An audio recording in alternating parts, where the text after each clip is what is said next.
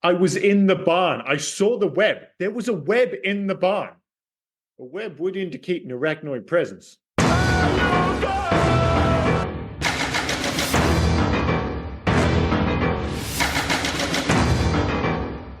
I'm Liam, this is Rob, and this week on the Hey Guys podcast, we take a look back at Frank Marshall's spider-ridden Amblin classic 1990s Arachnophobia, arguably one of the last Amblin family productions that seemingly wasn't worried about scaring the shit out of a generation of kids. This pleasingly slow-paced adventure comedy horror employs many of the tropes that made Amblin movies so beloved in the 80s and early 90s. Small-town America? Check. Larger-than-life supporting cast? Check. Far scarier than it should be? Double check. Now, Rob, I didn't love this movie as a kid, but it's one that I've arguably liked more and more as I've got older. Was this one of those movies that was on regular rotation for you as a kid, or is it, is this one you're returning to for the first time in 20, 30 years? Fuck you and the horse you rode in on for making me watch this film again. I say again. I've only ever seen this film. I hate spiders. I was going to say, Jesus Christ. I was like, fucking.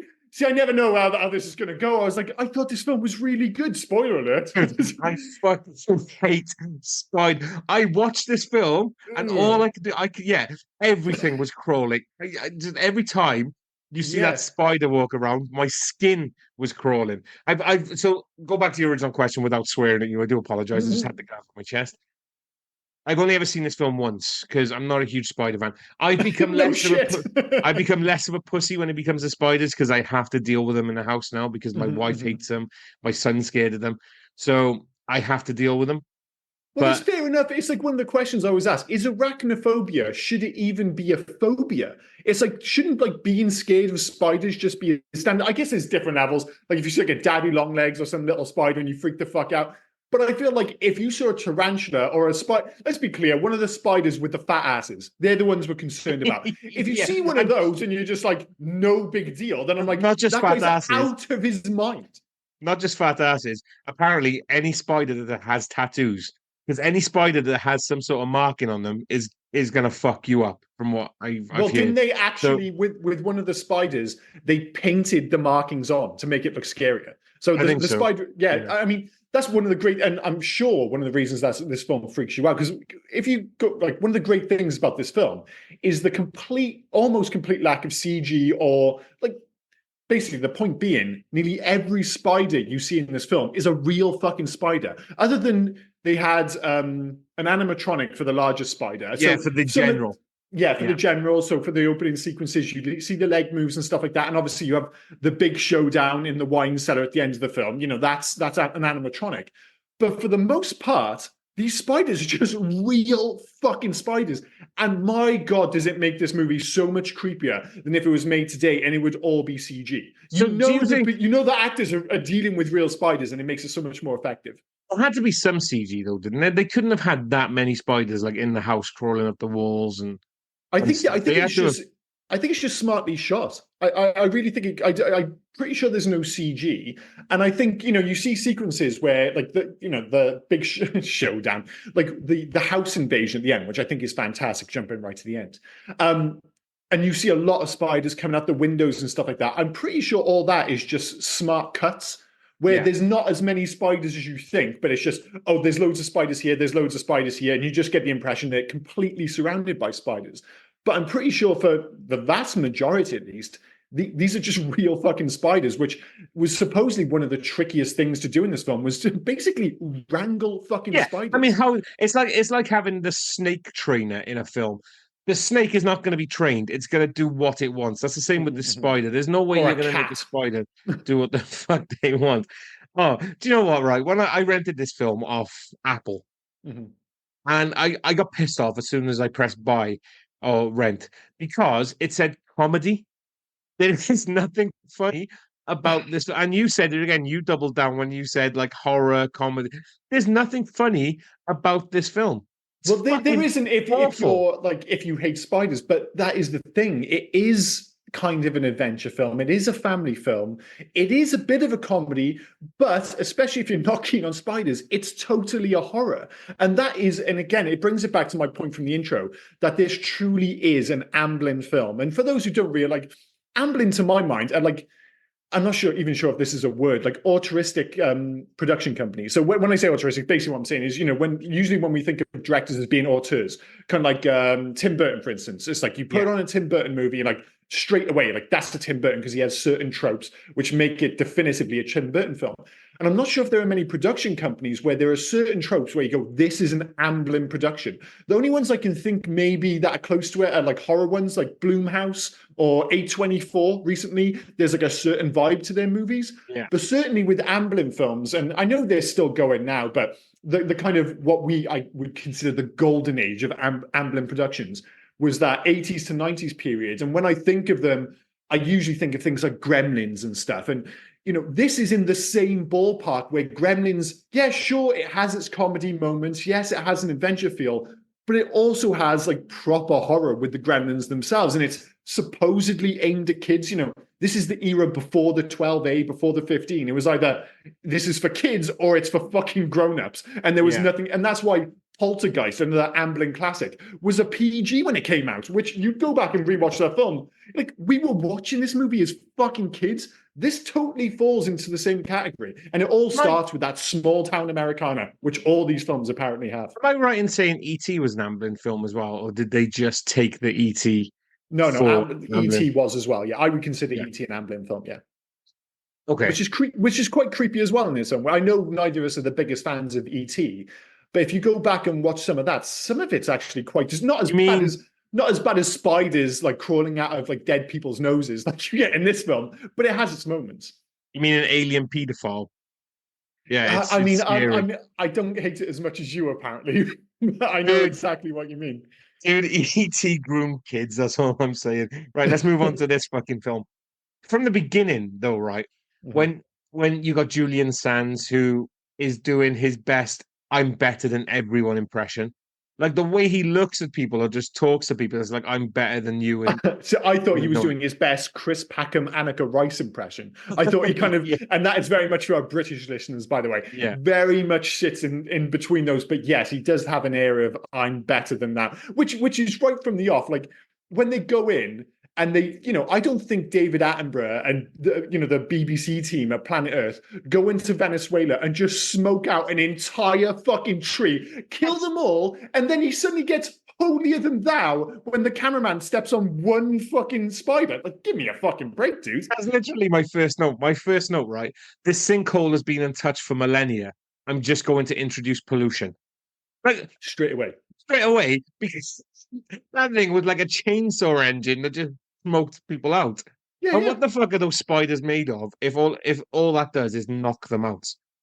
Because the way Well, that and when those spiders fell, mhm. fuck me, did they fall? Did you hear the clunks as it's hitting the Well, he did have like metal thing. I think they're pretty much dead at that point. But yeah, oh, because it it's a came back to weird. life, didn't it?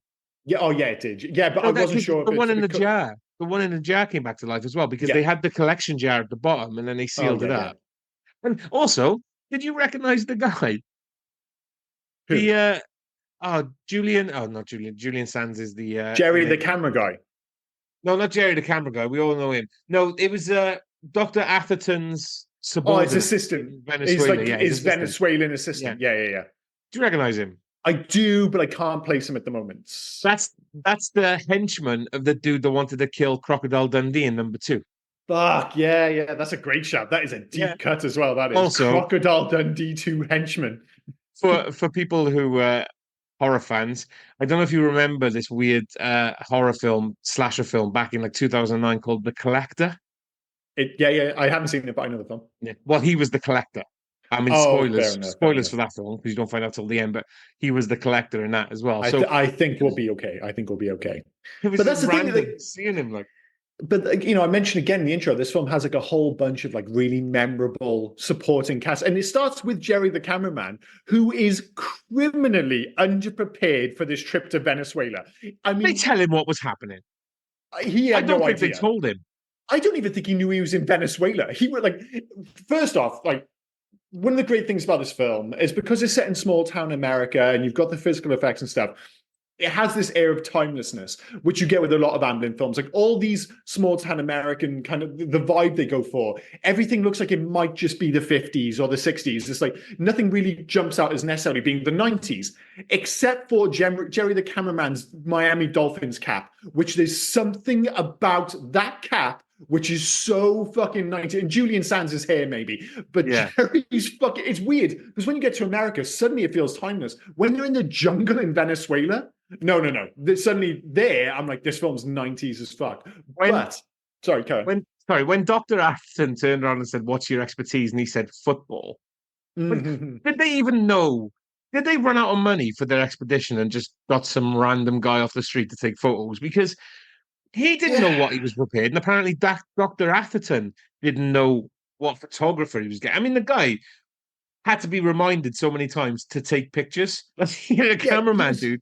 Take pictures. And you know, Jerry the camera guy, played by Mark L. Taylor. We've done, and we probably won't do the fourth, but we've actually done 3 of his 4 known for on IMDb. Oh, really? Yeah. Oh, cool. Let me list them off. You recognize it? So you recognize him, yeah? I recognize him, but I won't get those off the top of my head. No. So he was Dr. Niles in Inner Space, the one that gets sneezed on. Oh, yeah, of course. Yes. Oh, see, I would have never got that, but now you say it. Obviously, Arachnophobia, he's known for as well. And he was Honey, I Shrunk the Kids. He was Don Forrester. I'm not too sure. I can't pinpoint him in. Yes, I can. He was the fisherman.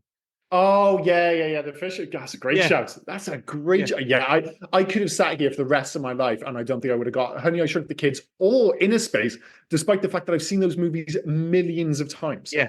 But I don't think we're ever going to cover Homeward Bound: The Incredible Journey on this podcast. So probably not. I think we'd have to get pretty deep into. I mean, we're on episode 150 something at the moment. I wonder how far we'd have to go down the line to get to that fucking movie. Yeah. But as 90s as that opening sequence was, because of the cap, because of the hair and stuff, what it did do again is it just reminds me how much better a film looks when it's shot on location. So the town which this film is set is called Canema. And you think, well, that's quite an odd name for a small town America.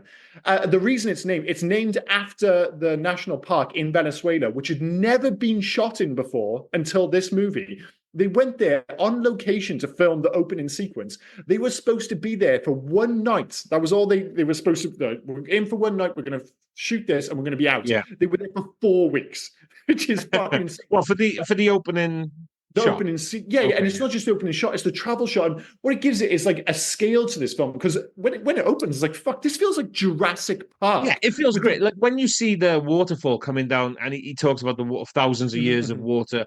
It looks fantastic. It does. Totally like does. The scope of it, as you said, the grandeur of it. It makes it feel bigger than it is, and then you get it. Then small town Americana, and everybody knows everybody else, and apparently everybody in town is either young or 65 years of age. There's no difference. That's the case in a lot of towns. I mean, especially if you travel up towards the northeast, traveling through Maine. And so, mind you, I'm not even sure if they have young people. It's just old white people everywhere. That's all I can remember seeing. Anywhere in Maine, New Hampshire, all those fucking places, all those kind of seaside towns and stuff. It's just old white folk.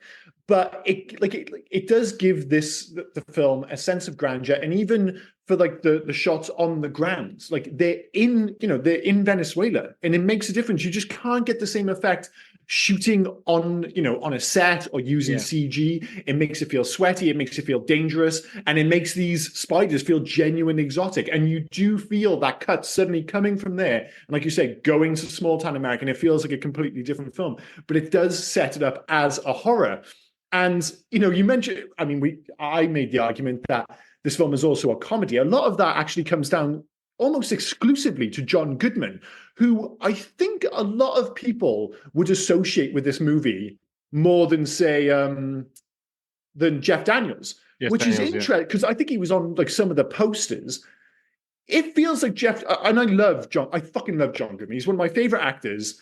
But he feels like he's stepped off a different movie. It's almost as if they got 80% into this movie and went, guys, we need a bit of levity. This is so they needed the comedy relief, so they had to get the I don't know, the exterminator, the the bugs be gone guy. But he doesn't like I said, when I think of this film, because I hadn't seen it for a long time, I immediately think of Jeff Goldman, John Goodman. He doesn't show up in this film until the 50-minute mark. yeah, well, I mean, what's his name? Julian Sands, I thought was in it more, but he's in it for the first 10 minutes. Then he doesn't rock up until like the hour mark, and then He's probably he by the might hour have more 15 mark, screen he's time. fucking done. I don't think he does. I think it's on par. The Chris, the what the fuck is his like the assistant Mhm. in America, the American assistant. Yeah. He's in it more. And in my mind, I've only ever seen this once. Mhm. You think Julian Sands has had more to do within the town. Mhm, But, mhm, but mhm. also, this guy's the biggest expert on spiders, apparently. He's number one in the phone book on spiders. Yeah.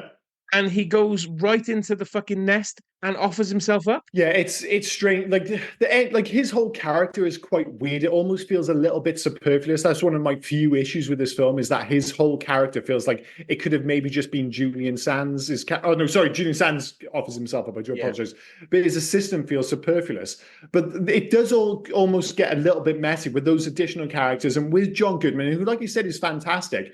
But John Goodman, it's almost like they don't know what to do with him. Like he doesn't save the day. He just kind of squirts a few spiders with acid, and that's it. Like he has this big kit up moment at the end where all of a sudden he's got the gloves, he's got the suit, and he's shooting acid. It feels like he shoots like three of them, and they kind of as like a token gesture. He comes in and like drags Jeff Daniels out of the house, but it's really weird. I loved that scene for its stupidity. He does Mm-hmm, his mm-hmm, kit up scene, and then it does the wide arc shot, and he's mm-hmm.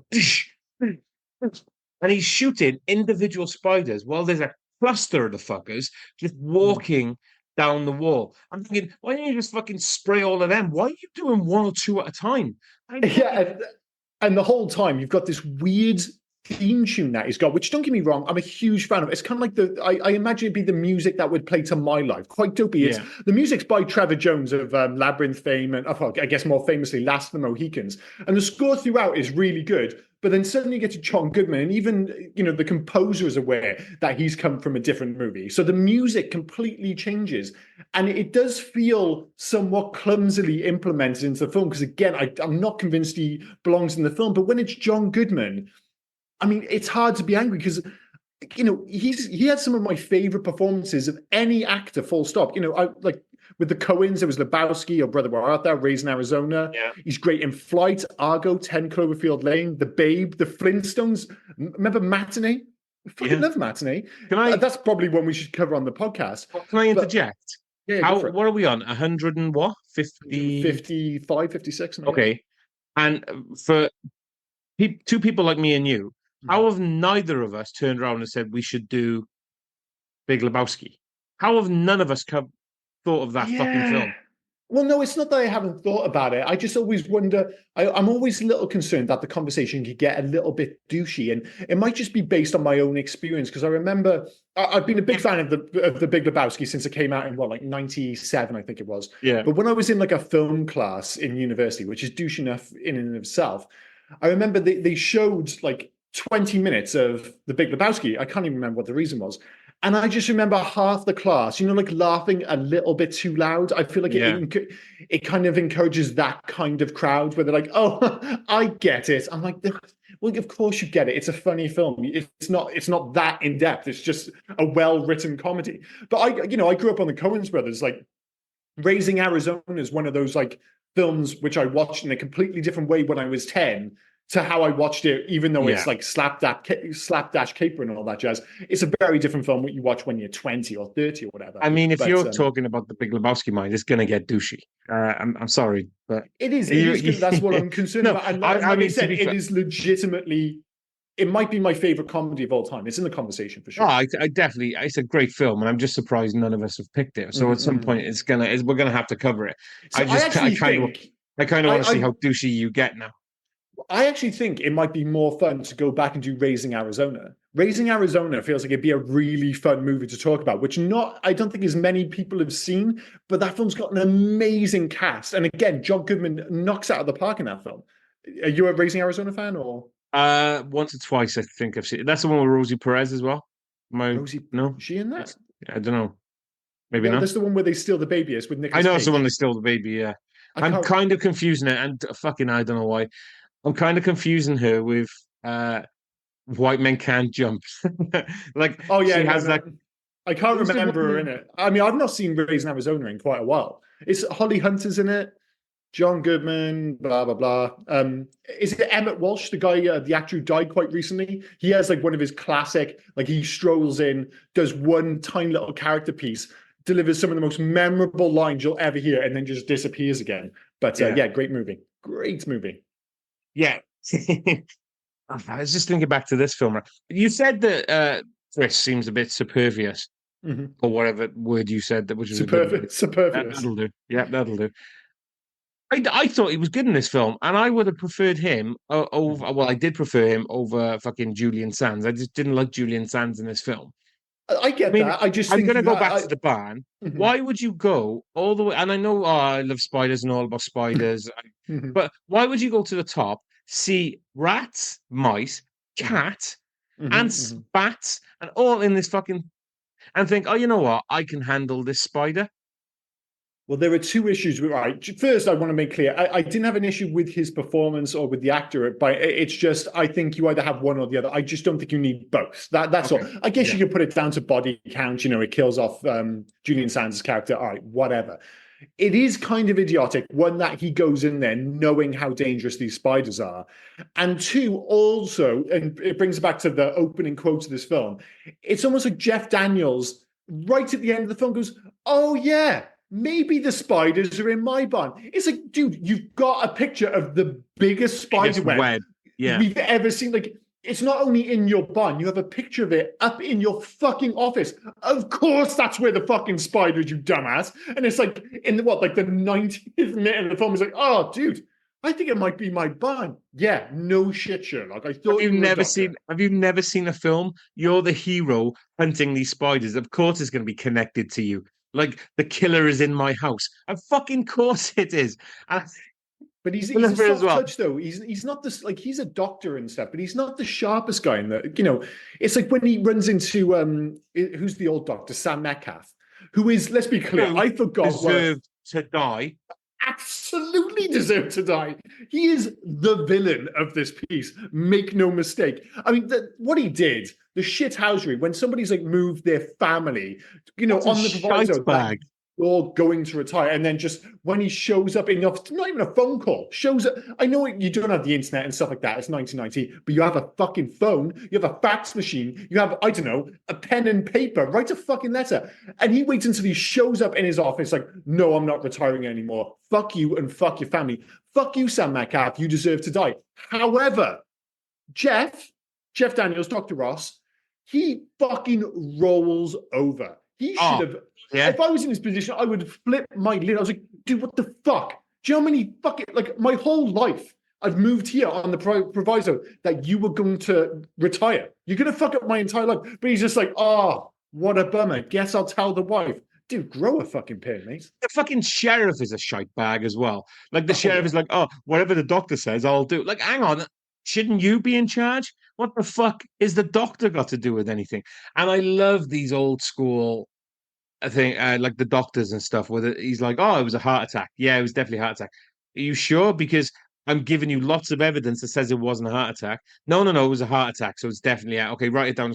Why are you ignoring this shit? Just because you're the one who fucked over Jeff Daniels, you know. So you're trying to like Well, I get it. It's the whole small town America thing. Like, we look out for our own. He's the outsider. You know, they that's the brought kind him of vibe in. they're going for. He's I not the, know, he's not the but you know what outsider. it's He like. brought him in.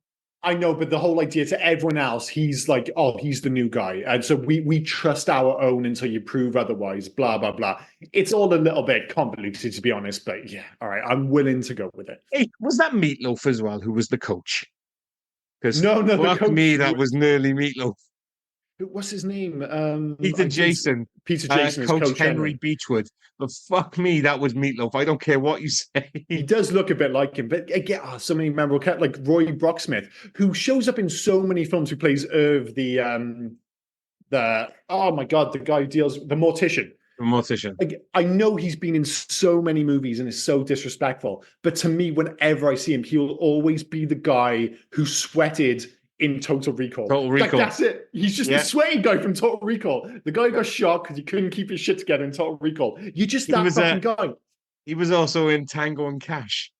He was, yeah. He was one of the FBI guys, wasn't he? He's been in a million films, but that's what I'll always remember. There are some weird things in this movie. I mean, like the old lady, like the old lady who gives Dr. Ross is basically his first Oh, job. she was fucking lovely. She was Margaret.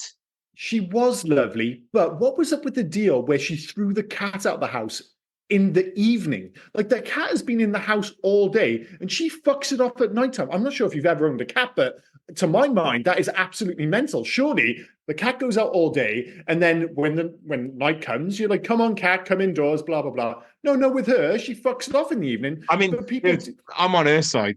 I know you're a cat fan. I'm looking over your shoulder right now and seeing like the 6-tier cat tower you've got, but I'd lock the fuckers out all day long and night. yeah, but you just don't want a cat. Like, I think she like genuinely wants a cat, but she just throws out at evening. But then loads of people do see, like you said, Sam Metcalf, he's got to die because he's an asshole. Then you've got the sheriff, who, as far as I'm concerned, deserved to die the moment he put his hand in that box of cereal. Who eats dead person's food? That's not my issue with it at all. I mean, yeah, that is a problem. Like, do you steal a dead person's cereal? I'm not sure. Although I did find it quite nostalgic, the idea of just eating cereal straight out of the box. Yeah. But when their job at that moment was literally looking for spiders, if I was thinking, where is this motherfucking spider going to be? Maybe Top it's in the food. 3 is like, it's going to be in that fucking open box of cereal. It's going to be in sorry, there. right? He blindly just sticks his ass hand in there. At that point, I'm like, beyond the fact that you're clearly a bellend, you deserve to die. And I'm sorry, you're looking for spiders. I am not taking the cups that are hanging head height. No. Yeah, he knocks every cup head height, like fucking jump straight on him. They were mean little fuckers. Well, as he's an idiot, and that is the thing. One of the things this film, and obviously I'm sure you enjoyed it a great deal as somebody who's not a fan of spiders, is they ticked all the freaky ass spider boxes. It was as if they went out, asked 100 people, where's the worst place you could find the spider? Helmet, ticked. Slippers, ticked. In bed, yep. Toilet, shower, cereal. I mean, crawling out of a dead guy's nose. Like, every gross place a fucking spider could be in this film, those motherfuckers are there. Yeah. And even, you can just relate to it. Just that idea of being in a shower and a fucking big-ass spider being on you. Or everyone has that thing in their head, like a spider might come up out of the toilet and bite your ass or something. It just ticks all those boxes brilliantly. When you're showering as well, are you going to feel the spider crawling down you? Because I fucking sure I will. I don't know why, but I would. Because they're pretty big. Yeah.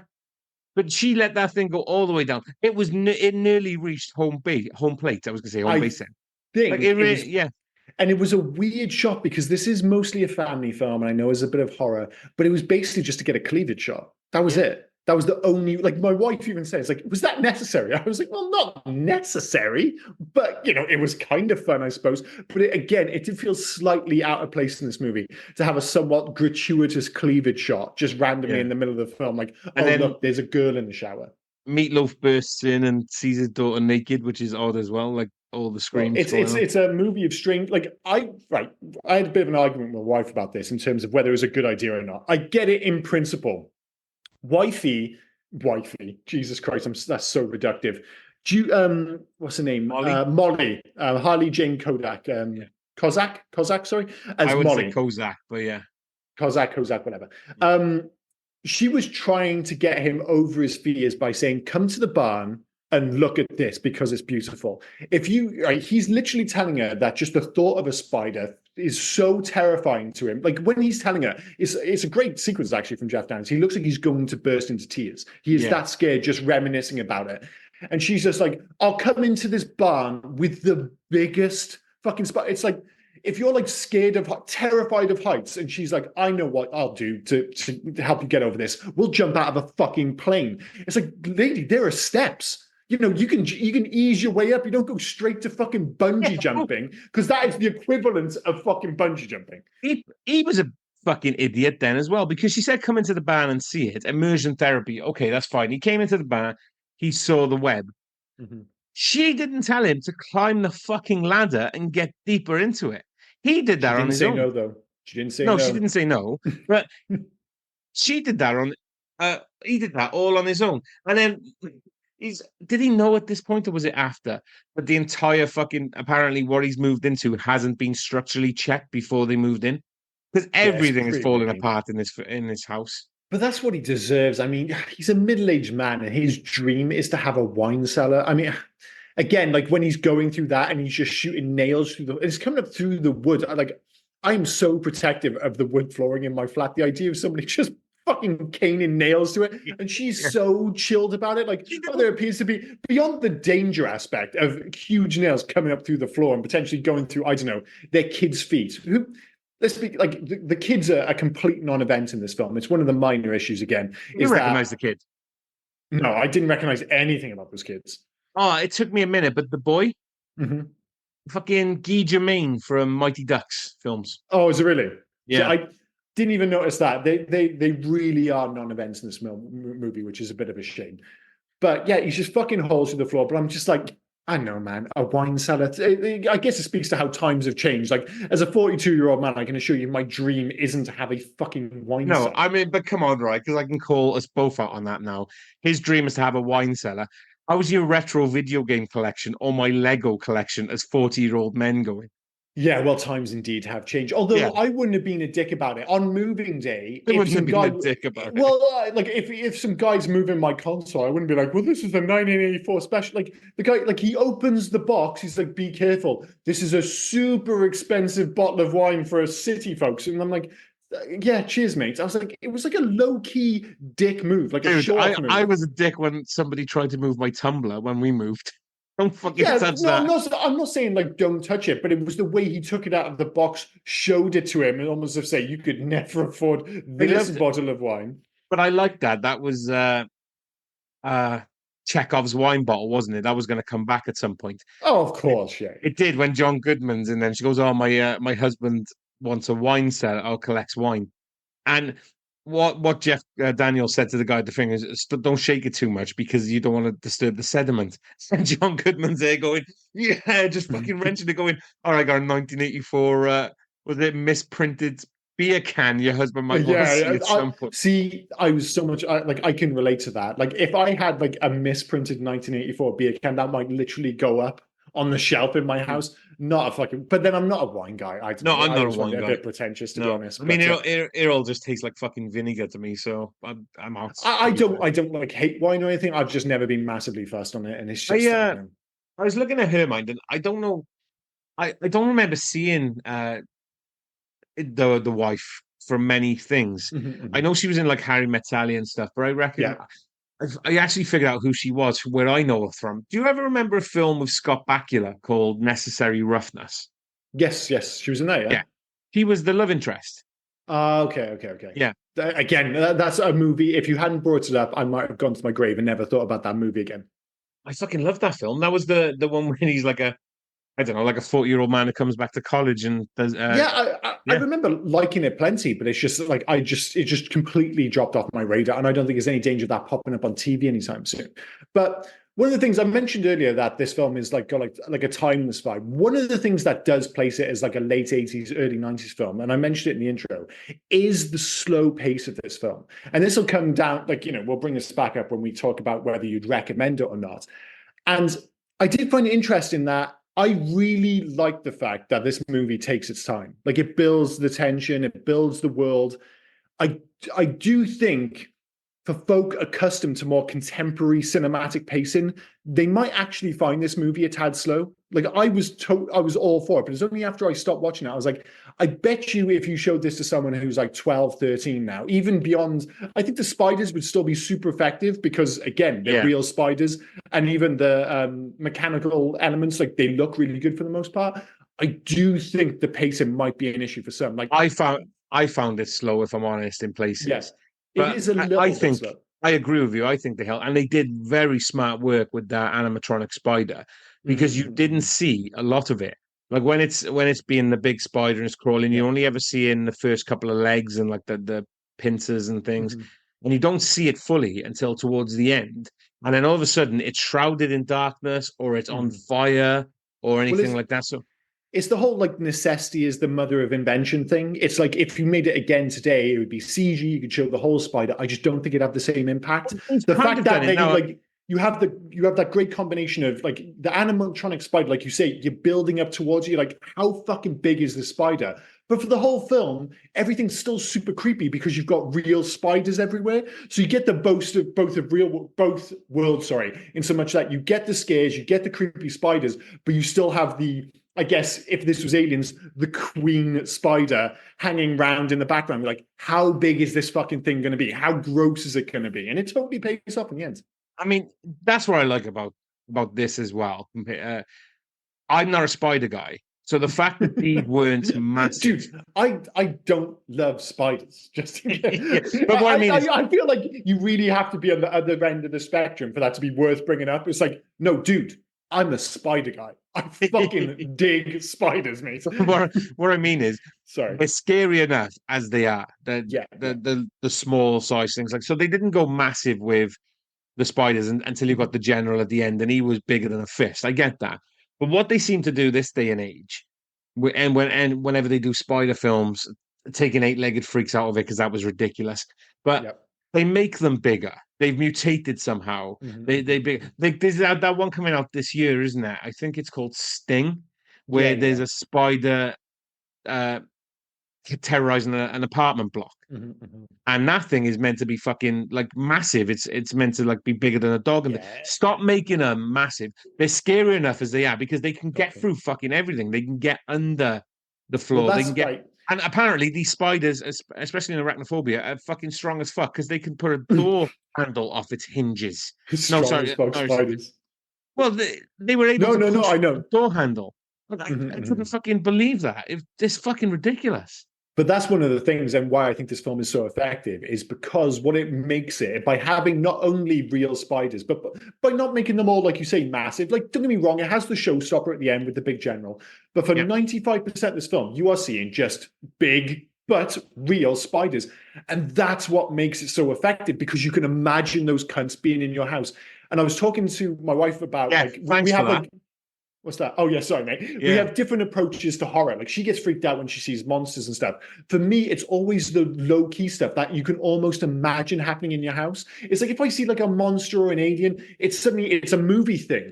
But like, it's the reason I found the first Paranormal Activity movie so freaky, because one of the scariest sequences, all that you see is it's in their bedroom and it's just him and his wife. And I look at it and go, wait a minute, I've got a bedroom, I've got a wife, that could fucking happen to me. And I've got slippers. Yeah, exactly. Those are the scenes that I find so much more effective, because you can almost, that I've always said, like, for the most part, I think of myself as a pretty level-headed guy. Like, I'm not scared of ghosts or any of that nonsense. Not scared of the dark. However, 3 o'clock in the morning, when you're like deep in REM sleep, if I get suddenly woken up 3 o'clock in the morning, I hear a sound, I'm like, there's a fucking ghost in the kitchen, because I'm not thinking straight.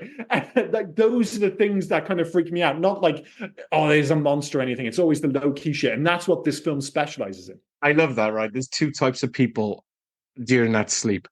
And I like that, like myself and who usually joins us on the podcast every now and then, Dave, we're those two types of people, right?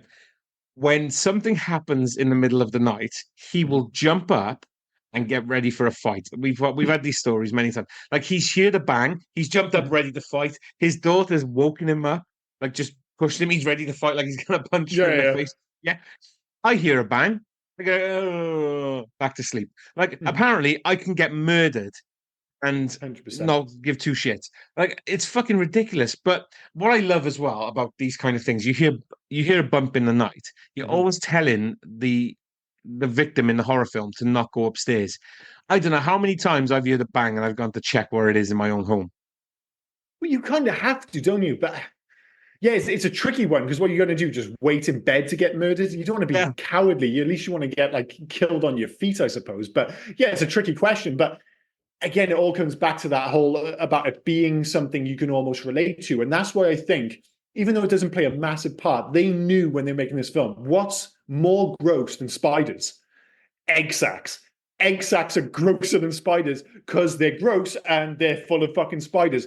And as somebody, like, they still freak me out to this day because there was one on our wall and it wasn't massive, but you're up pretty close. And I was like, what the fuck? Because I was only a small kid. And I just gave it like the gentlest of pokes. And they And popped out. It's and like happened to me. thousands of the cunts just Yeah. went everywhere. And in my head, I hear that kind of alien music, that kind of weird like, kind of sound. Yeah. And I was just like, oh, you motherfuckers. And now, like, you see the egg sac, you're like, oh, how many fucking spiders are in that goddamn egg sac? Totally Yeah. gross. Do you know in order to make the exact the first one, the soldiers, the ones that don't have the reproductive organs, Mm-hmm. did they really need to make it look like a love scene when the two spiders were just touching legs and you had the love Well, music playing? They would do. I I mean, at one think they point, kind of had to. I was expecting the general to turn her over and just give her a rodder from behind. Well, Like, that's the other option, isn't it? It's like, do you like hint at something romantic? Or it was like we went running on Sunday morning, and I'm pretty sure pigeons were trying to fuck. And once they do, it gets pretty aggressive. And I'm sure it's the same with spiders. I'm not sure in this film if I need to see two spiders fucking. So yes, they need to hint to tell you as the viewer that these two got it on. They didn't play the sexy love music, but they take it pretty far as go, oh look. You know what these spiders are going to do next? Yes, we certainly do. And it is ridiculous. Have you ever been to Monaco? Monaco? Yeah. I have no idea where this is going. No, I've not been to Monaco. No. So there's a on top of the hill by the dock in Monaco. There's a an aquarium. It looks like a castle, like an old church, but they've turned it into an aquarium, and they actually pump the water for the aquarium from the sea below, which I think is fucking fantastic. But on top of that aquarium is a turtle pen or a tortoise pen, like massive fucking, Yeah. like old as shit, bigger than my dog fucking size.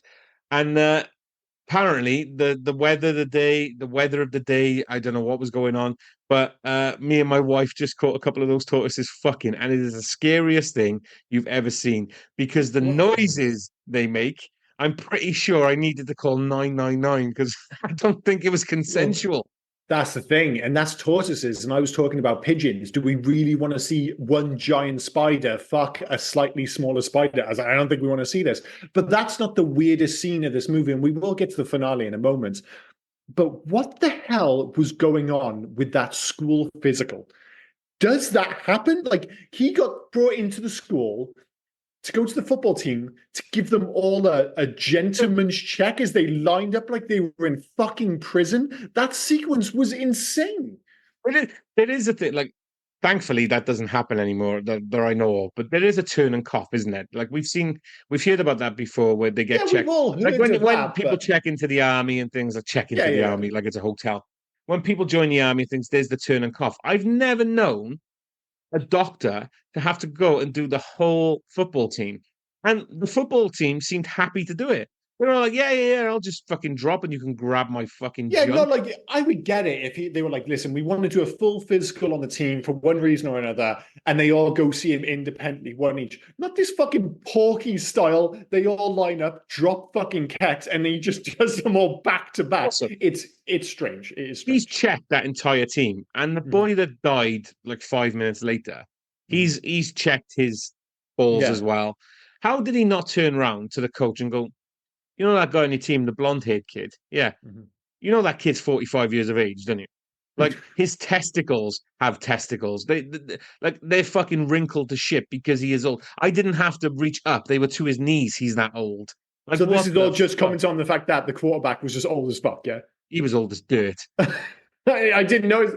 I was kind of caught up in the idea of like a spider being stuck in like your house. I mean, that is it's a very unique situation because we don't often go around wearing like football helmets. But the idea of like a spider being stuck in the helmet, like immediately reminded me bizarrely of because they could have gone like next level with like the visual aspect of Star Trek II: The Wrath of Khan, when like the bug thing climbs in Chekhov's ear. You never see it. Well, there's like a scene early in the film where basically Khan puts this like bug thing in Chekhov's spacesuits and it climbs up into his ear and you see it close up on the ear. And of course, nowadays the ear looks a little bit ropey. But when I was a kid, I was like, it was fucking horrifying. And the idea of this spider, whether it be just biting him or crawling in his ear or whatever. It's just fucking gross. And maybe the fact that you don't see it makes it even worse, but Do you very think? effective. Do you think though it's very effective? But do you think they're trying to push the tension a bit too much?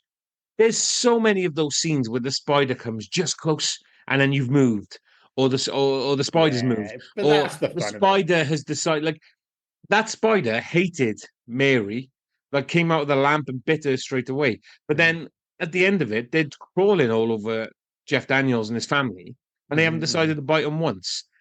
Yeah, they do kind of suit it to, set up these scenes depending on where it is in the film. And like you said, at the end, with there being so many spiders, these supposedly aggressive spiders, he should have got his ass bitten to death. Like it's Yeah, just it was a the blast. same in the shower. That spider's falling down her in the shower. He ample Yeah. opportunity to just chomp, but he's decided, you know what, I'm just going to perv on this girl. But Yeah, but it's basically they shoot all of these sequences with spiders. They're shooting them like horror sequences, and again, that's one of the brilliant aspects of this film. And I think maybe why it was so effective when we watched it as kids. It's not just the fact that they are spiders; it really does shoot it as a horror. Like all those sequences, it's just about building up tension. It's like, oh, are they going to get bit? And the good thing, the reason I think it's so effective is that enough people do get bit. That a lot of people like, there's no fucking round. You're just dead. Like 5, 6 people just get killed. Like no big build up. It's just like, well, it's in your shoe, dead.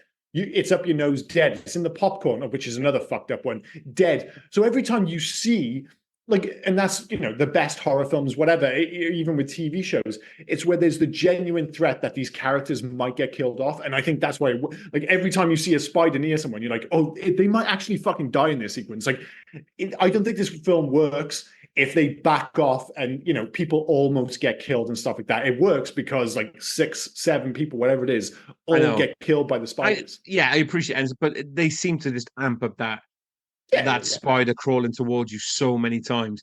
All it was missing, it was every time I saw that spider crawling, in my mind, I'm hearing the Home Alone music every time you saw the transfer. Oh yeah. It would totally work. But again, and I think it comes down to the pacing again. The fact that this film is relatively slow and it does take its time. I think every so often they're just like, we need to like add a bit of horror, add a bit of tension. So they just have another spider sequence. But they know for all the, the world building and character building, the film's called Arachnophobia. We're there to see the spiders, and they don't shy away from that. And I think it's great for it. But I was glad that they kept the general spider away till the end. You have the big showdown. And the big showdown is actually really cool. Like, I know it's silly with the house invasion. Why wasn't he bit 72 times? But it's creepy as fuck. It does genuinely feel like spiders are everywhere. And like, you can put yourself in that position. And then when he falls through the floor into the wine cellar, it really does turn into a proper B-movie horror at that point. It's for the rest of the film, it's always got like a toe in reality, with the fact that they're real spiders. It's almost believable. And then at the end, they're just like, fuck this. We're having a man versus spider showdown. And it totally works. It becomes full schlock horror at the end, to the point where the spider won't die by conventional means. He's kicked the shit out of the spider. I feel like you should be a priest in this movie. This spider cannot be killed by conventional means. He burnt the shit out of this spider. I don't know how many times, and that fucking spider was like, fire. I fear no fire. You want to chuck me in fire? I control that bitch. Like, I don't know how many times he went full Mr. Joshua at the end, where it's like he has to be dead, or in Die Hard, where it's like suddenly he just shows up again and has to be shot one more time. It's ludicrous, but because they've been building up slowly, that payoff is absolutely amazing. And it even has like the thematic payoff where he's laying there and he can't move, and you've got this giant spider crawling up you. It's so fucking creepy. But of course, he gets to shoot it in the face. So everyone's happy in it. Yeah, also, I'm sorry, but the trajectory of that nail. Oh yeah, like I'm pretty sure he shot that spider and it flew through the air, but also took a sharp left. It was very much the JFK bullet. It was one of those where at some point it's taking a right angle. Yeah. Like, I'm not sure if this fucking makes sense, but if you want to know how impactful it is like the jump scare right at the end. And this film doesn't have many jump scares. Like for the most part, it's building up tension. Like you said, it's like, oh, is this spider going to bite you? Yes, no, whatever. But then all of a sudden at the end, the big reveal of the general spider is a proper legitimate jump scare. And my wife nearly jumped through the fucking roof when that spider showed up. So I was like, all right, that's been pretty impactful. And sure, they set it on fire, he shoots it with an air gun. It's out of tone with the rest of the film. But for some odd reason, I think it just totally works. I think the ending of the film needed that big finale and needed that showdown. And I think it totally lands the plane. Before we move on, I have one more question. Where did the Queen come from? So my understanding is he found a house spider or a barn spider. He fucked it. They have the soldiers. Then he found another spider. Fuck that, and that's going to give you the proper soldier ones with the reproductive organs where they can take over the world. But where did that queen spider come from? Because that was a big fucking thing as well. It was big. Yeah, because when he electrocuted it again, fucking Jeff Daniels isn't good. He's fucking lucky. The spider is on his shovel. He shits himself, rightfully so, launches it, and he just happened to launch it into an electrical box that is sparking. And I'm no electrician, but I don't think I've ever seen an electrical box do that. No, I don't. And even then, he's kind of looking a little bit too close. He goes a little bit what I would call Prometheus on it, where he's like eyeballing. I'm like, dude, you're asking to be murdered.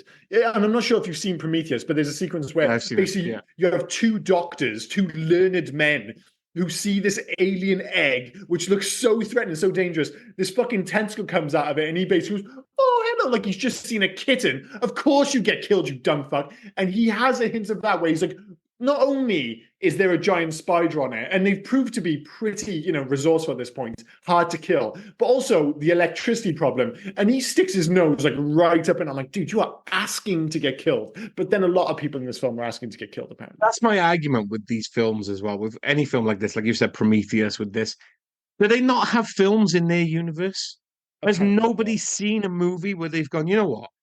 That's going to be a jump scare, so I'm just gonna walk the other way. I fried that spider to a crisp. I'm just gonna leave now. I burned my house down. I'll fucking claim it on the insurance. I'm fine. Like I'm going. Like I'm not gonna look for this other fucking spider. I will burn the shit out of this place, and I'm gone.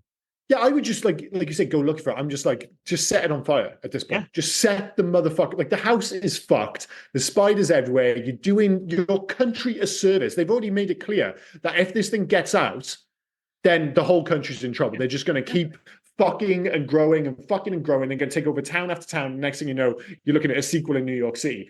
So it's like, just burn your house to the ground, mate, instead of going looking for it by yourself. Yeah, idiotic. But this film, like, it does have idiotic moments. But again, sorry, there's police going past. It brings it back to this is fundamentally, for all the comedy, for all the family shit, it's a horror movie, and horror movies are predicated on people doing dumb shit, and this is the same fucking thing, which is bizarre because, like I said, this is a PG movie, but at its heart, it's 100% a horror film, unless by chance you just happen to love spiders, which seems unlikely. You don't have to be. Just be clear. I know you hate spiders. I'm not terrified of spiders, but I have a healthy fear of spiders, like I think 99.9% of humans have, and this film is very effective. Like, they're basically they're just tiny little monsters. That's what they fucking are. And if you tell me a spider isn't venomous and it's not going to bite me, I might be able to handle it, just kind of, running around on my hand, whatever. But even then it feels creepy. But if you tell me this fucker, if it bites you, you're dead, I'm like, okay, like, dude, if this movie was kittens, but they were kittens who were very aggressive, and if they bite you, you're dead, I'm like, I'd still not want to fuck with those kittens, So yeah, hey ho. Do you want to move on to favorite scene?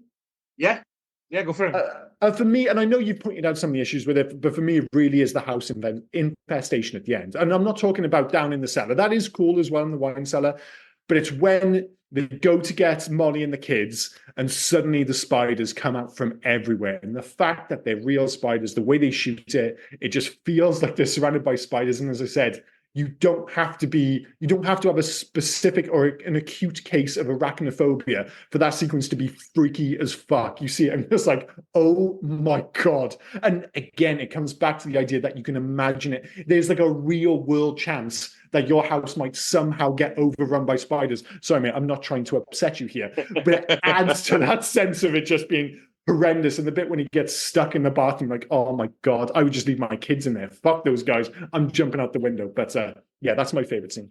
Yeah. For me, it's the beginning because of the scope of Venezuela, like that sinkhole they go down. It looks fucking fantastic. It so holds up because it's shot live, as you not live, but it's a real shot. On It's location. shot on location. And it looks absolutely fantastic. It does, and even when he introduces pollution to this thing that hasn't been touched for millions of years, and he kills all these bugs, and we've got a new breed of butterfly, we got a new breed of spider, but it looks fucking lovely. It looks fantastic. I will never visit there. Like, you can fuck off, but I think it looks great. It does, and it comes back, Yeah. and we've not mentioned him, like the director Frank Marshall. Like he's had, if you look at his like career, He's had an interesting one, like, hasn't he? well, no, because other than Congo is the one that everyone knows, and that was a flop, and it wasn't a very good film. But if you look at most of his movies, like on IMDb and stuff, they're nearly all like in the 7 range. Like, I don't think he's made a full-on classic, and maybe that's the problem. Most people will be like, "Oh, I can't. What's a Frank Marshall film?" But he makes a lot of very solid films, and that is the thing with this. It's not just, oh, look, a movie with spiders. It's well directed, it's well shot, and it is right from that opening sequence where you're just like, I'm not just watching a silly B movie. The director, Frank Marshall, is taking this seriously. And it all comes down to that idea. Like, as soon as you realize, oh, they shot on location in this Venezuelan national park, you're like, well, they're not doing things by half. They're doing this properly. And it pays off for the rest of the film. So, yeah, I think Frank Marshall did a great job with this film.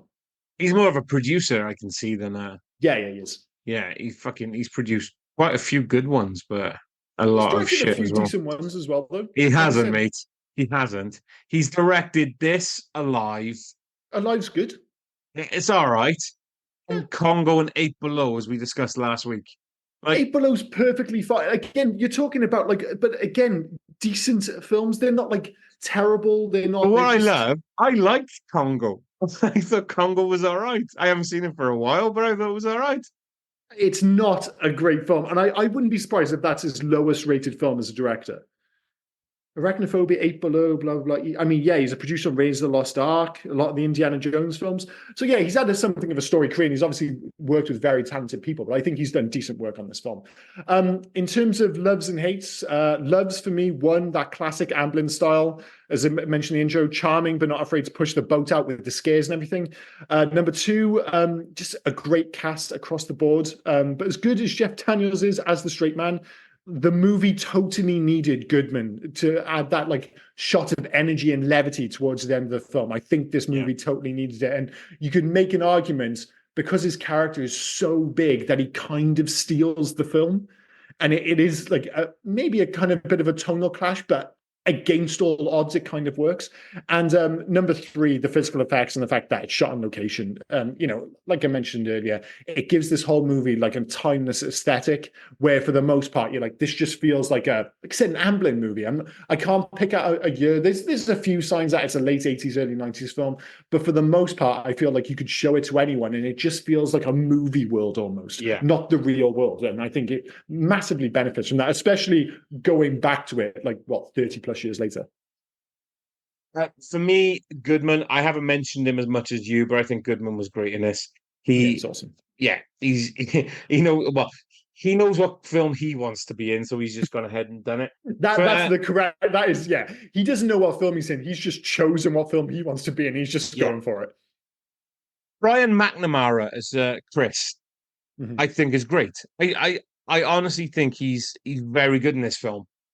He's the guy that comes in with all the answers, but none of the answers. I think it's a spider bite. It might be a spider bite. Is this one of the spiders we're looking for? Well, it could be. It couldn't be.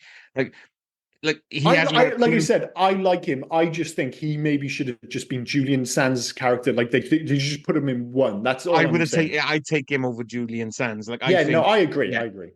And for me, My third love is the fact that they killed Sam Metcalf because he is a villain of high proportions that I've ever seen in any of the films we've done. He is a right shite bag. Such a dick. He didn't get the worst kill though. Irv definitely had the worst of it. The idea of it being in your popcorn with him and his wife watching the fucking Generation Game or whatever the hell it was, and Wheel then of and for it to Fortune. like Wheel of Fortune, I do apologize. Who And turns their then fucking phone off to watch Wheel of Fortune? yeah, it's pretty mental. Speaking of mental, like they go for that sequence, like for that spider to crawl out of his nose, and again, no CG. They had to build a fake head. You get like a fake Irv head, so it's like they put in some serious work just to get that one shot. But is it worth it? Fucking because when that spider crawls out of his nose, it's creepy as shit.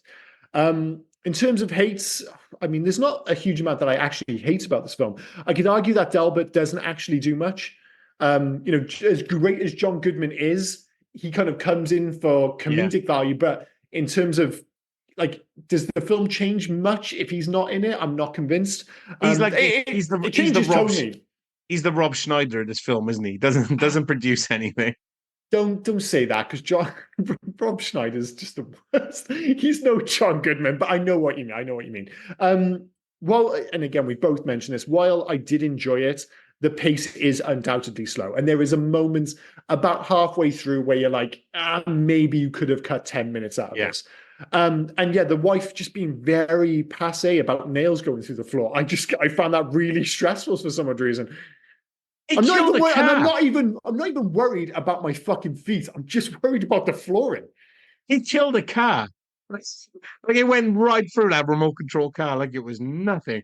What the fuck is that nail gun made of? Yeah, his wife Molly, she's very passive throughout this. She's very chilled about all these things, which is kind of cool in one way. But sometimes you're like, shouldn't you just be a little bit more freaked out? But hey ho. But yeah, they're my hates. For me, it was the sheriff. Mm-hmm. Fucking hated him. Yeah, absolutely. You're kind of supposed to, I suppose. Yeah. I had the pacing as well. I thought it was slower, but I mean, you don't really get into a lot of the spider stuff. Like James Atherton doesn't come into or send Chris Scott until an hour into the film. Yep. No, you've only got 40 minutes left at this point, so they've done a lot of the world building at the beginning. Like you don't really need a lot of like Jeff Daniels is nobody likes this doctor. He's only got one patient. That seems unnecessary. He could have just had him come in as the town doctor, and nobody believes this town doctor when people are dying around him. So I don't think you needed that. I mean, it introduced Metcalf as well, but he could have been a fucking prick without being the other doctor. So the pacing was definitely. It's weird because we both said the pacing, but at the same time, I'm like, I'm not sure if I want this film to be 90 minutes long and for them to tear through it. I think it both benefits the story but at the same time, you do feel it drag a little bit in the middle. So I'm a bit conflicted about that.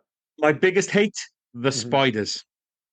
Yeah, fair enough. I fucking hated them. Which one's creepiest to you? Like the real kind of like mid-range spiders, or like the big imaginary monster spider at the end? Which one do you get more freaked out about?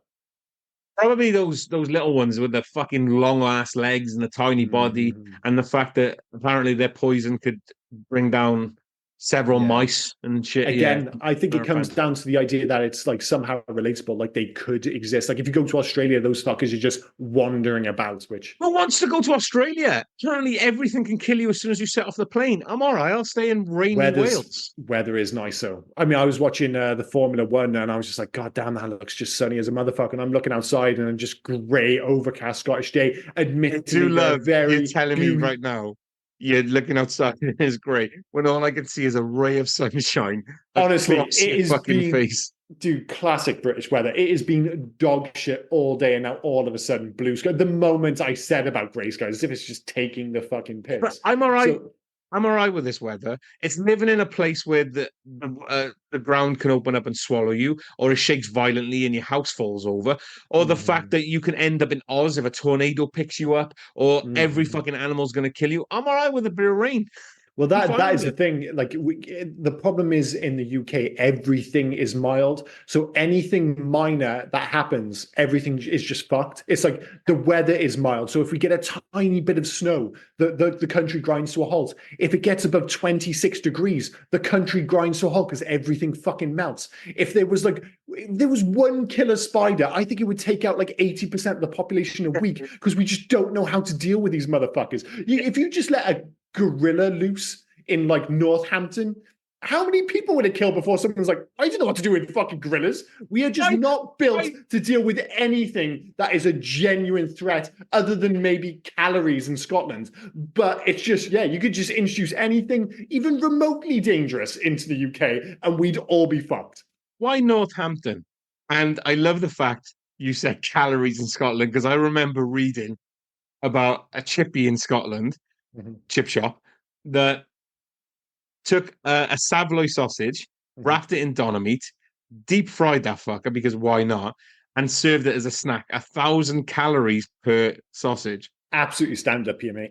Like they literally deep fry everything. It's not like the one just up the road from me does the whole thing because it's near town, and obviously with Edinburgh, there's loads of tourists. They deep fry like Mars bars and Yeah. cabbage cream eggs and stuff. But it's just like I went to a chippy, and a lot of them they do like pizzas and stuff as well. And one of them was just like a Nutella pizza. I'm just like, all right, sure, no big deal, no special. Just next to like fucking ham and cheese, just Nutella pizza. I'm like, what the fuck is going on? But when I first moved up to Scotland, I remember I went into a chippy and they were just selling cigarettes and milk. Like, this is like, oh, well, I'm just going for like the basics for the week, of course. Just Yeah. different breed up north. But I think that's it, isn't it? Have we done all the hates, loves, and hates? Sorry, I was going Yeah, to say loves something and else, hates but is I think done. we Loves and covered hates is it. done. So, Yeah. any alternative titles to any countries are just calling it spiders are scary or some shit? Don't fuck with spiders. Yeah, yeah. Right. Let me go down my list. It's basically arachnophobia, a lot of them. Mhm. I Makes love, sense. well, Hungary is amazing. I'm going to save Hungary to last All because right, go that's for it. amazing. Iceland, Mhm. hazardous species. Yeah, fair enough. Yep. Poland, spiders of death. Yeah, again, it makes it all sound a bit more like a B movie, which this film isn't for the most part. So yeah, Soviet Union, arachnophobia, fear of spiders. Soviet Union. What are Yeah, you reading this off a stone tablet? it must be. It literally says this Soviet Sorry. Union. Yeah. 1990. It would have been Soviet Union. I do Yeah. apologize. That does make sense. Uh, Yugoslavia, spiders in trees. right. Mesopotamia. Sorry. I'm going to stop it now. How would you say XIAO? Is that Zhao? XIAO, Zhao. Yeah. Yeah. All right. So in Taiwan, Zhao, demon star. Okay, fair enough. Yep. Uh, Vietnam, killer spider. Yeah. But the winner all day long, Hungary. arachnophobia, pickled. What? That's what it is. Arachnophobia. Arachnophobia dash pickled. All right, someone from Hungary is going to have to explain that to us because what the fuck? That is Is it absolutely because one mental. of the spiders ended up in a pickle jar? They thought, you know what? Arachnophobia pickles. Yeah, I'm trying to think. I literally can't think of any reason. It must be one of those weird translation things where that makes sense in that country for some reason, almost like Yeah. being in a pickle or something. I don't know. That's all I can think is that idea. Like over here, you can be in a pickle, and like in America in particular, that's very much a term over there because I think it's linked to baseball. But pickled is a strange one, but yeah, fuck knows. Any facts, perhaps a fact surrounding why it's called arachnophobia pickled in Hungary? I don't think we're going to get that one, but Uh, I do have a few. The safety of the spiders was paramount throughout the entire production. So, for one scene where McClintock had to spray an arachnid with insecticide, then squash it with his boots, the production went to extreme measures. First, a dummy spider was sprayed. Then Goodman donned special boots with a hollowed out sole for the squash shot, so that the spider would just curl up inside and wait for the next take. I can yeah, just imagine the spider going, "Is it the next take yet? Can I come out? I'm come just on. stuck in Well, John Goodman's boots." it was unbelievable timing. Again, it shows the level of filmmaking actually, because like usually when I'm watching these films, Bethan's going through the facts and reading about the film and stuff. And she had literally just told me that not a single spider was killed while making this film. And about like literally 20 seconds after she said that, I saw that John Goodman sequence. I was like, No, no, no. That was a real spider, and he stepped on it. I like literally, I was just like, no, he killed that spider. And of course, she told me the story about the special boot where it's got the little bit where you can hide in it. I was just like, that was unbelievable because it looks so legit. But yeah, yeah, no spiders were supposedly harmed in the making of this No movie. spiders harmed in this movie. Though Jeff Daniels claimed that he was fine with small spiders, he acknowledged that anyone in his right mind would have issues with spiders as huge as Big Bob. Now, I love the fact they Understood. called him Big Bob. Yep. However, John Goodman wasn't fazed. I don't have any problem, he said. We see each other eye to eye. Well, two eyes to their 16, but we get along swell. See, we're getting the extremes there, but I'm very much with the Jeff Bridges, Jeff Jeff Daniels. Daniels approach, where I don't have an unreasonable fear of spiders, but other than sorry, apparently John Goodman, I think most people are like, yeah, I'm still pretty freaked out by him. They're just gross. The animatronic General Spider scene at the film's climax was one of the earliest prop jobs done by Jamie Hyneman, star and co-producer of Oh, cool. Mythbusters. Mythbusters, yeah, awesome. Yeah. The sound of a spider being crushed by John Goodman was made by the Foley artists crushing a couple of potato chips. That'd do it. That'd do it. Yeah. The live spiders were housed separately in a temperature-controlled area. Since spiders can't be trained, an entomologist devised other means to guide the spiders, such as vibrating wires. They wouldn't cross over them, and lemon pledge furniture wax, which the spiders refused to walk on. The spider wranglers worked with the actors on how to handle the spiders so as not to mishandle or mistreat them. So because there are some sequences where I was like, how many shots would it have taken? Because again, you can see they're using real spiders, and these spiders are coming in at just the right time, and people are. I'm like, and that is the thing, you can't train spiders. So I didn't know that they use like sprays and stuff and just set them on their way and like almost like put them in invisible tubes for all intents and purposes. But yeah, really, really smart. When dead spiders were needed, the filmmakers used bodies of arachnids that had died of natural causes. We've got a dead spider for you. This one, yeah, it died of lung cancer, so you're fine. Yeah, this one had a heart attack. Bizarre, right? Natural Bizarre. causes. It's amazing that they did go to these lengths though. So yeah. When the exterminator sprays insecticide, it is just plain water being sprayed. That scene and the scene in the shower was shot in cuts, taking great care not to get the spiders too wet. When the spider goes down the drain, it is a fake drain, and the spider is quickly removed from the water. Of course, the giant spider was mechanical, and it's the mechanical and fake spiders that electrocuted and burned. Well, no shit, Sherlock. yeah, fair enough.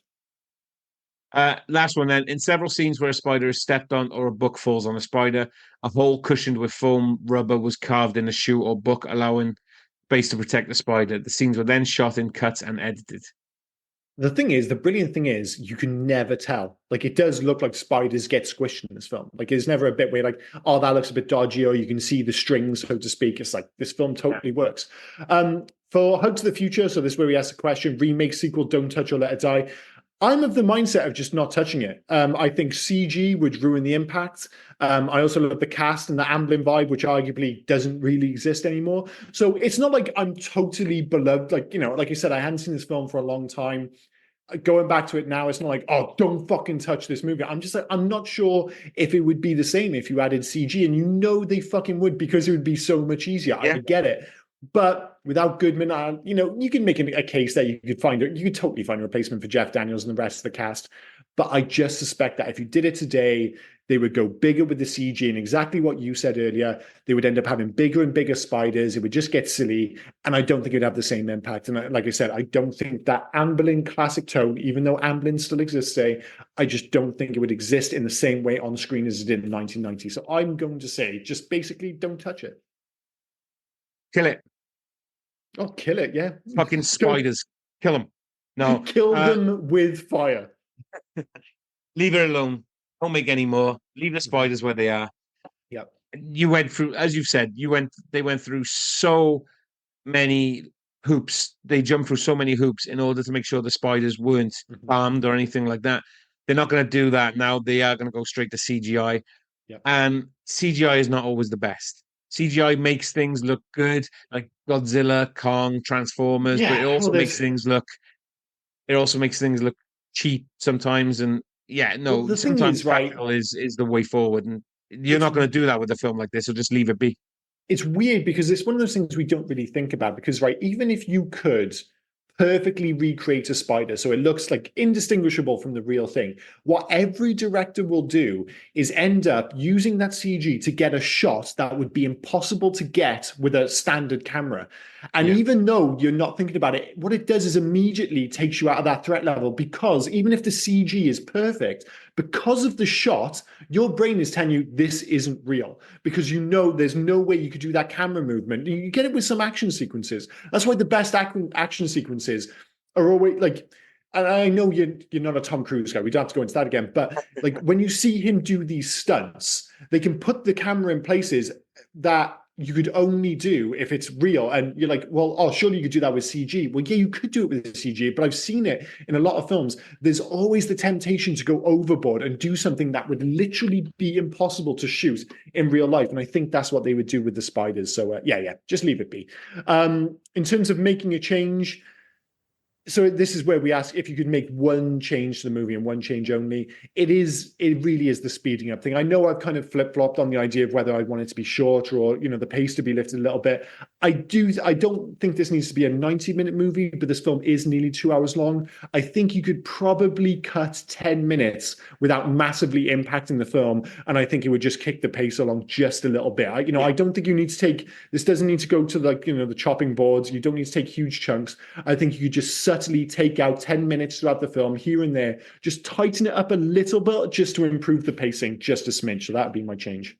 Yeah, I'm with you. And the 10 minutes I would cut out is the doctor battle.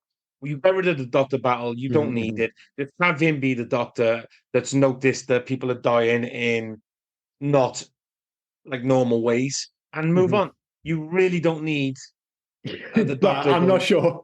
Do I want to lose Sam Metcalf just being the biggest fucking dickhead of all time? Yeah, but you can still have him. Yeah, I Just see not what be you a mean. doctor. Yeah. He can still be the prick who doesn't like the new doctor. But it was such a dick move, by It's Sam a Metcalf. complete dick move. I totally It's get one of it. those. It's one of those classic you don't notice when you're a kid. It's like when we did Home Alone on the podcast. The thing that really caught me watching it again as a grown-up is the fact that they flood the houses. I'm like, you fucking cunts. It's like, you can come into my house, you can steal all my shit. That can be replaced. But water damage is the fucking worst. I was like, you steal all my shit at Christmas and then you fucking flood the place. The walls are fucked. The flooring's fucked. I would shoot him out of a fucking cannon. I'd string that cunt up. And it's just one of those grown up things. And it's the same with this. When I was younger, I'm like, oh, Sam Metcalf, he's just an old coot. He's just being a bit annoying. Now I imagine myself moving my entire family, quitting my job, committing financially to buying this house. And suddenly you get there and realize you essentially haven't got a job because this cunt doesn't want to retire. Oh my God, I would murder him myself. Motherfucker. Anyway, I'm with you with video Home Alone. games. For me, it was figuring out what the dad did to keep 15 kids and a house like that. Yeah. Yeah. The dad, the Mr. McAllister was 100% up to no good. He was a gangster.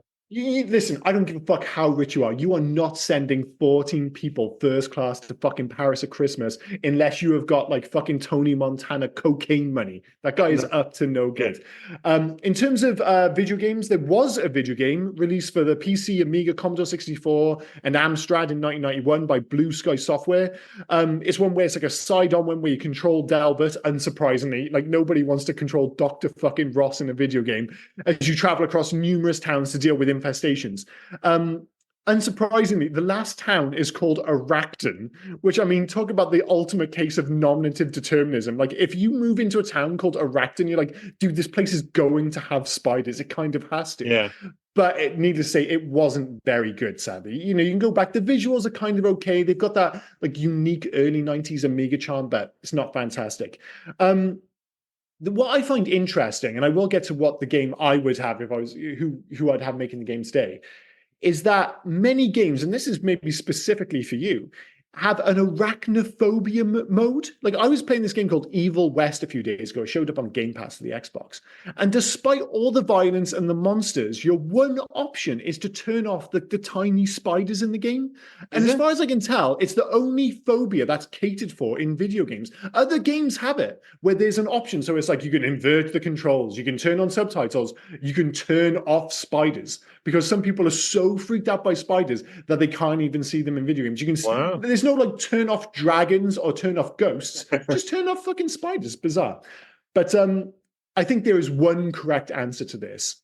If I was going to make Arachnophobia game today, I'd have Future Labs of Power Wash Simulator fame develop it. So basically, in that game, you are Delbert, but what you're doing is cleaning cars and houses. I'm not sure if you know this game or if you've ever I played know it. Power Simulator. I've never played it because I hate simulator games, but Well, I mean, it says simulator. There is something, it's very simple, but there's something oddly cathartic about cleaning like a car in a video game with all the different sprays.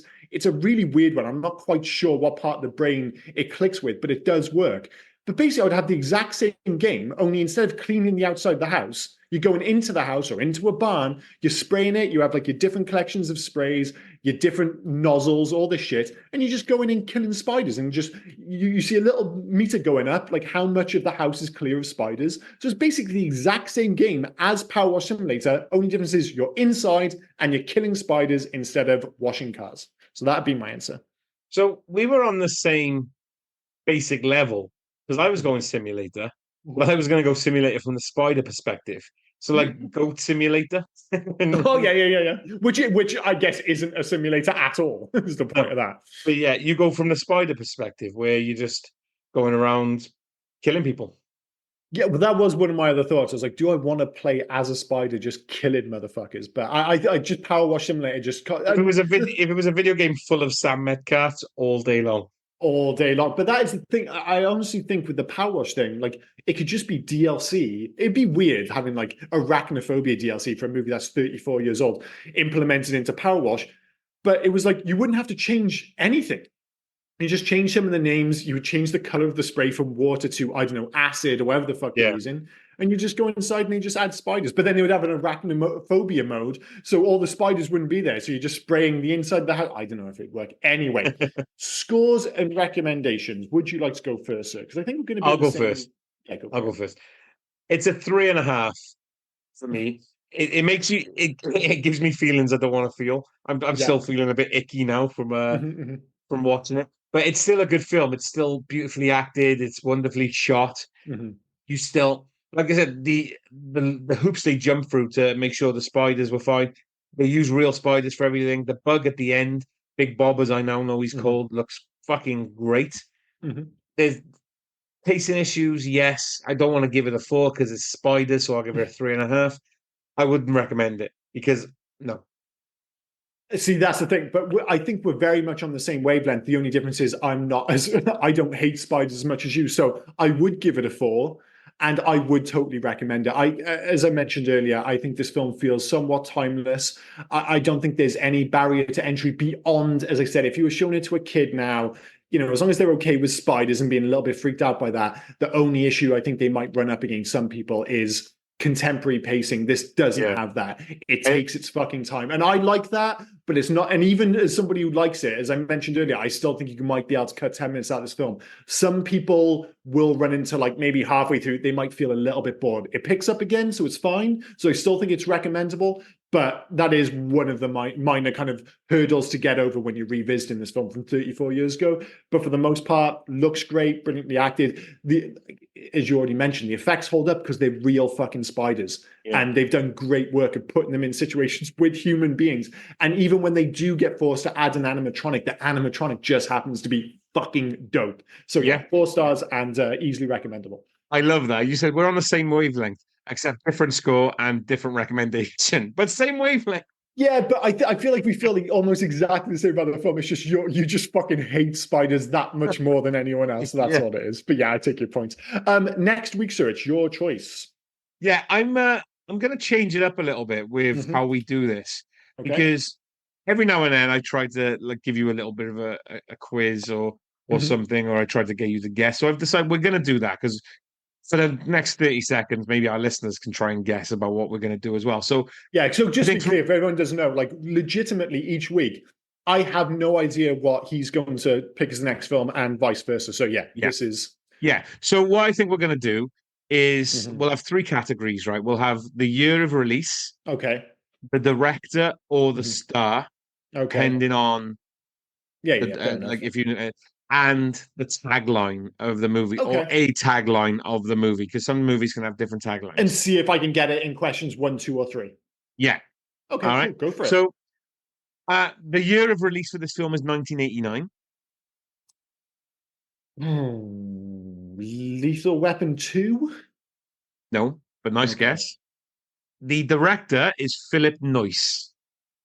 Philip Noyce. Noyce. I don't even know what that is. So I'm Nope. gonna have to pass on Okay, that one. I'll give you the star. Okay. Rutger Hauer. Is it the fuck the what it was called? It was remade with Sean Bean. The Hitcher. Hitchhiker, the No, Hitcher. Okay. no. Is there a sci-fi one he was in? It's not a sci-fi one, no. Okay, okay. Go for it The then. tagline, he's lucky he can see what he's up against. Oh fuck, he's blind in it, isn't he? Yeah, I knew you'd Fuck, go for the tagline. what the fuck is the film called? Oh, you son of a bitch. I wish I hadn't agreed to this. That's going to do I my mean, fucking head in. I'll give you credit. You know the film, so I'm good with that. I do legitimately know the film, Yeah. and it is a niche film. This is a very Rob film, to say the Yeah. least. But yeah, put me out my misery. Put me out my misery. Blind Fury. I mean, fuck, it's in the title. Blind fucking fury. Yeah. Jesus Christ. Blind Fury. So, I mean, I've wanted to do this film for a while. I remember enjoying this film a lot. It's so This is totally quite ridiculous. a deep cut because I feel It like a is. lot of people didn't see this film. No, it is so totally ridiculous in regards to a blind guy coming to Miami and trying to save his friend. It's got Evil Lynn in it. From He-Man, Master of the Universe. Yeah, for a bit. And Terence O'Quinn or Terry O'Quinn. Mm-hmm. Name you probably wouldn't recognize, but the face you would. He was, I think his name was John in Lost. Oh, okay, yeah. Tall dude, yeah. Uh, and then not many other names I believe you'd know or faces, but Well, as it's still ridiculous as it is, there is a long cinematic history of blind fighters. Like, when I think of like kind of blind, like I go to Zatoichi, which is an amazing. Well, it was a yeah. TV series, and then it was turned into a film with Beat Takashi. I suspect this isn't going to be quite as good as that because, truth be told, I've never seen this film, so it'll I be suspect it's interesting to going to go be back to. better. I can't wait to see this film again. This is Is definitely a this me film. is this well reviewed, or is this one of these? Because I don't even know if it's like considered to be a good film or anything. Hang on. Blind Fury. I mean, with a title like that, I feel like there is a ceiling, should we say, to the quality. I mean, the post is amazing. It's Dude, not bad. Arachnophobia was 6.5. This is 6.3. That is, yeah, but I mean, the thing is, I reckon 3 of those points are just for the poster. Like, if you haven't seen this film and you're wondering whether you should give it a go, and I don't mean the old DVD cover, the new Blu-ray cover is something of a masterpiece. In fairness, to the point where I'm like, I'm quite looking forward to this. And not only that, the film is 1 hour and 26 minutes long, which immediately makes it a very popular choice in my house. If a movie's around the 90-minute mark, it's so easy to get my wife to watch it. She'll almost watch any crap I suggest, such as Blind Fury. If this movie was like 2 hours, 10 minutes long, man, it's a much tougher sell for like a Tuesday night. But I'm actually quite looking forward to this based on the poster. Yes, who's in this film as well? I forgot. Sho Kosugi. Oh, really? Yeah, Sho Kosugi's in it. Who? For people who don't like, he was like he did a lot of the ninja ones back in the 80s, like Revenge of the Ninja 3. I think one of the last ones he did was Ninja Assassin. I was watching a trailer recently. I sent it to you, didn't I? Was it for Ninja 3? Ninja 3, The Domination did. My God, dude. I mean, I kind of want to watch that. I mean, I've never watched any of the ninja movies. So I'm like, all of a sudden, like I grew up with like, was it American Ninja? Yeah. I grew up with those, but for some reason, the ninja movies just totally passed me by. And watching that trailer, I was like, dude, I think I kind of need to want to watch this film. So maybe that's for a future episode, and obviously Sho Kosugi's in those. But yeah, this looks like an interesting one. I'm actually, despite the title just sounding absolutely terrible, it's another one of those films when you look at the cast, you look at the poster, the premise, you're like, oh, this might actually be fucking awesome. So every now and then I've got to pull one out of the bag, like a Buckaroo Banzai or a Wraith or something. And that is the thing, though. Like, even though it's not as well known, what we tend to find in the Wraith, Buckaroo Banzai, those perfect examples, is that they have really intense, passionate followings.